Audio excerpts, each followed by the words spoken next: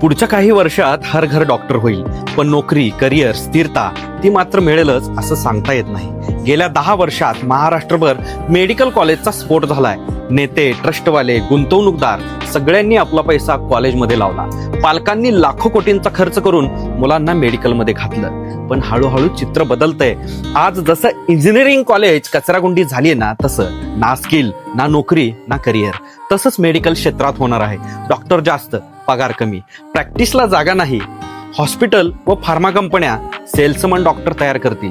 गावोगावी क्लिनिक उघडूनही कमाई नाही, कारण पुरवठा जास्त, मागणी कमी. MBBS ची डिग्री फक्त कागद. जसं इंजिनिअरिंग ग्रॅज्युएट्स आज स्कीम फिरवतात, तसंच मेडिकलचे हजारो ग्रॅज्युएट्स उद्या फिरतील. घरात डॉक्टर असणं ही फक्त शान राहील, पण पोट भरणं अवघड होईल.